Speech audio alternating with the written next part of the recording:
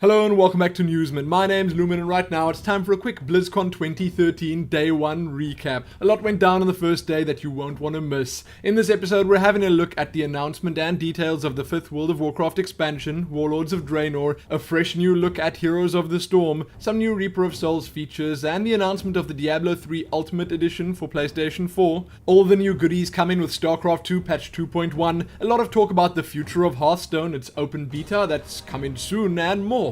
Starting with World of Warcraft. A portal into Warcraft history has ripped open and the 5th World of Warcraft expansion has been revealed. Warlords of Draenor sends players to the savage world of Draenor, home of the mighty orcs and haven of the mystic Draenei, to fight against and alongside legends from Warcraft's brutal past. And it really is looking brutal. New features and goodies coming with this expansion include the world of Draenor, as it once existed before it became the outland that we know and love from Burning Crusade. World of Warcraft's version of housing called the Garrison. Players will be able to construct, command and expand their own customizable strongholds on Draenor, gather NPC followers to collect resources and embark on missions for them, and even invite their friends over for a visit. The level cap has been raised to 100, there are new talents and skills and all the rest that you'd expect, and once the expansion releases, those that purchase it will be able to boost one character of their choosing to level 90 instantly. Then, what many see as the biggest and best change of the lot, character models are finally being fully revamped. The new ones are looking pretty good, and that is obviously not the end of it. New dungeons, raids, scenarios, battlegrounds, challenge modes, a new world PvP zone, and much more. All of that and this absolutely amazing announcement trailer. Watch it along with other videos, read the blog post, check the official site out, and enjoy. Next up, Heroes of the Storm. Blizzard re-revealed the newly renamed and revamped Heroes of the Storm with an absolutely amazing cinematic trailer. The game itself, well, it's changed, and it seems to be running its own standalone engine now, which is literally the one thing I was hoping would happen. It is still a free-to-play MOBA, and still stars the champions and villains from the Warcraft, StarCraft and Diablo universes, but at BlizzCon we were shown a whole lot of new. There are currently 18 heroes in the demo, although more will be added later. Maps will be unique and varied, and they'll boast their own potential game-changing or battle-altering features and objectives, like, for instance, a ghostly pirate ship that regularly spawns treasure chests that you can either plunder or use to pay tribute to the captain of the ship, Blackheart, that'll then use the cannons of his ship to rain death down on your enemies.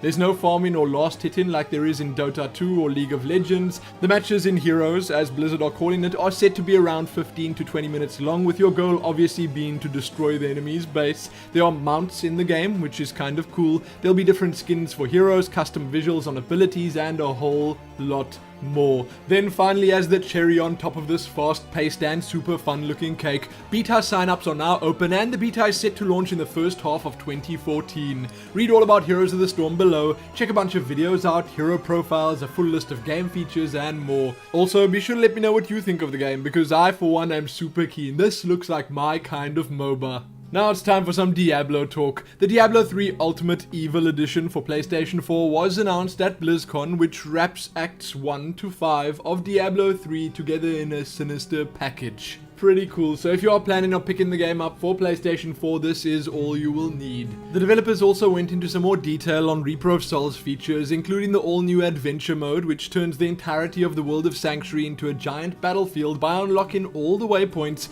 and giving players the freedom to explore and play wherever they like. Included in adventure mode are 2 new game features: bounties, which are randomized objectives, and then Nephilim Rifts, which are randomized dungeons. The new difficulty levels will be easy, normal, hard, torment, demonic, and apocalypse. Groups and clans are coming, tons of new creatures were shown off, which obviously looked impressive. We got to see random dynamic weather and lighting effects. There's no more unit collision with mobs. Mobs have been introduced to the idea of backpedaling.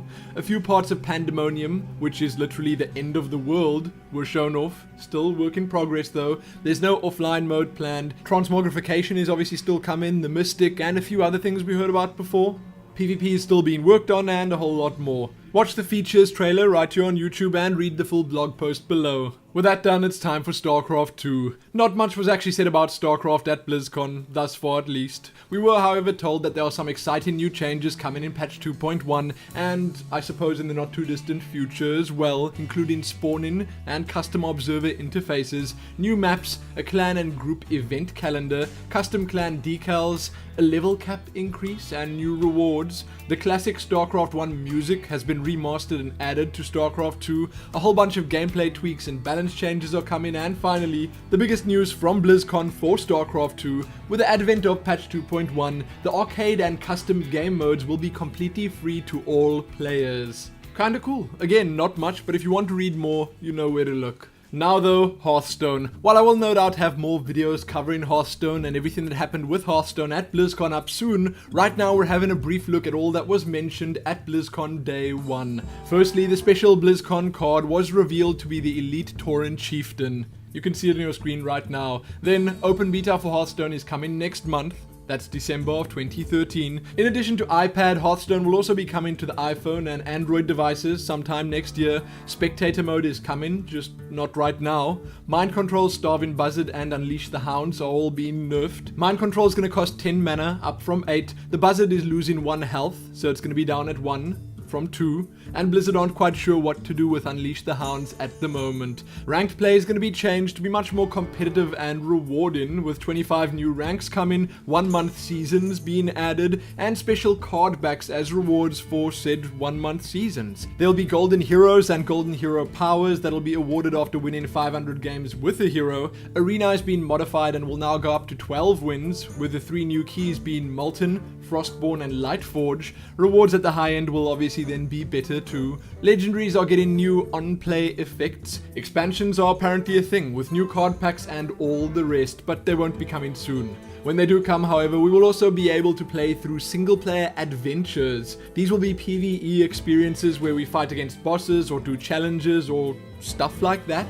They haven't really given us much details, and they will come with new smaller sets of cards that can be unlocked to provide new strategies to explore.